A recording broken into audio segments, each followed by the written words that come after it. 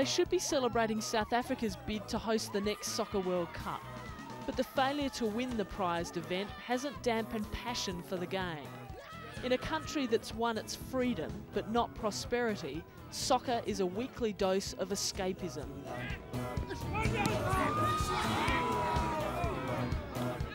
This team doesn't have an owner, but rather a mother. Dolly George is a football fanatic and started the team 3 years ago. A curious and unlikely association between a kindly, benevolent spinster and a bunch of boys with a bent for crime and alcohol abuse.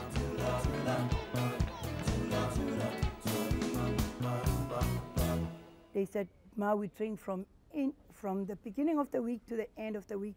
We don't know what we're doing. Can you do something for us? And I said, soccer is the best. She's great. That's what I can say. She's great. Yeah, she's great. She's great. She's great. She's doing everything for boys. Everything. We bought soccer balls, bought soccer kits, everything.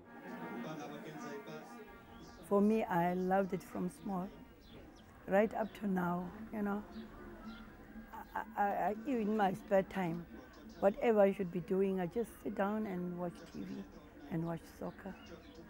Nothing, no other games but soccer. Oh, man. Oh, no. Wow. Yeah. Look at this. Miss Lamontville. Yes, I was. In her younger days, Dolly was a local beauty queen. She enjoyed the attention but treated her good looks as good luck, not something to take seriously. The boys must have been chasing you, yeah? Oh, they were. Not so football. As a girl, she was a tomboy who never got the chance to impress on the field.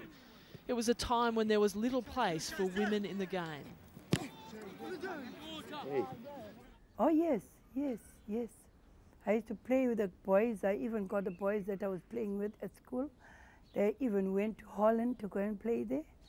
And, well, if I was a boy, I think I should be gone with them too also.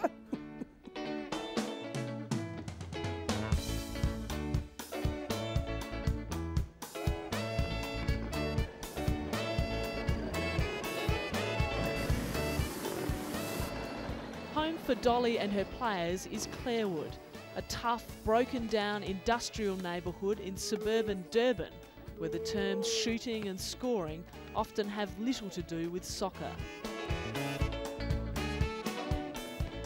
I thought they really need help because they can see that they're going down the drains. And they are so young boys, you know, very young boys. As a parent, I thought, well, it must be one of the things that I've got to help where I can help. And I said, well, I buy the ball. That is a great person, that one. Yeah, Mama Clairwood. Guys before the team was formed, they're doing bad things in Clairwood, such as robbing, they kidnapping the people, killing the people, taking their money, pointing them with knives. That's the bad things that most of the guys I'm playing with them, they do before.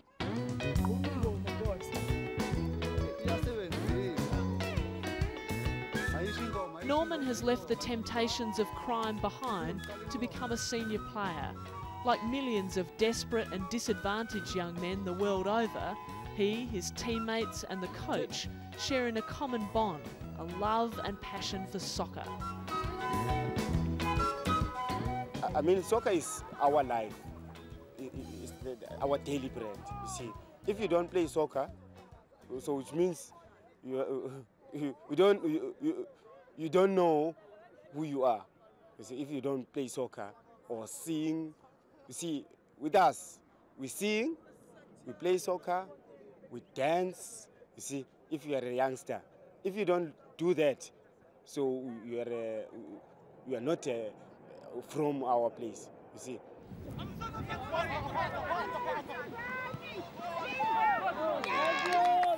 While enthusiasm isn't in short supply, money is. Dolly, whose pension runs to a meagre $25 a week, regularly digs into her scarce resources to support the team. Her young, unemployed players survive on their wits. There are no dole payments or welfare checks from the government. I mean, here is a woman with that small amount of her pension, but she is ready to share that little bit with others. I think that is a lesson that everyone really should, you know, people should emulate what Dolly is doing. And emulate they do. After many years in exile, Fito Kuzwayo, a retired nurse, has returned to Clairwood to team up with Dolly. She's already recruited a sponsor. No multinational, but new uniforms have arrived, courtesy of a local sports store owner. For the team, it's all part of the fantasy.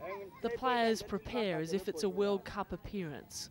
But first, they need to add their own special touch.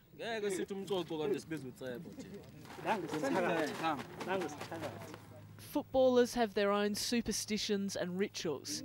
Here, the players mix a batch of muti, liquid magic. Made from a traditional recipe of herbs and roots, it's a feature of South African soccer. But behind the laughter are deeply held beliefs that muti really makes a difference. It's a spell sealed with fire, and as legend has it, the power to burn out opponents.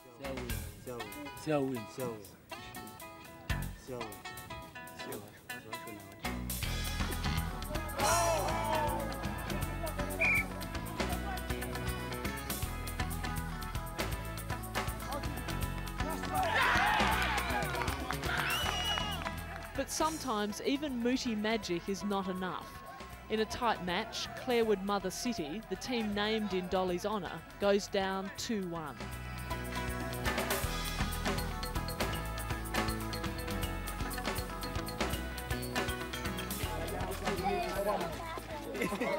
After the game, it's back to Dolly's house. A couple of years shy of 70, she's lived here for the past 44 years.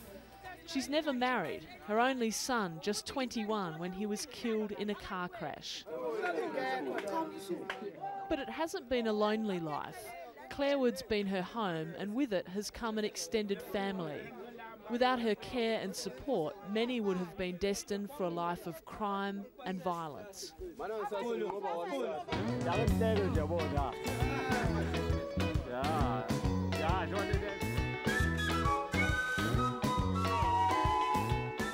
She's faithful, she likes people, she's a mother of the nation. She's a mother of everybody, everyone. She deserves a prize for that. She has been helping lots and lots of people. She's great.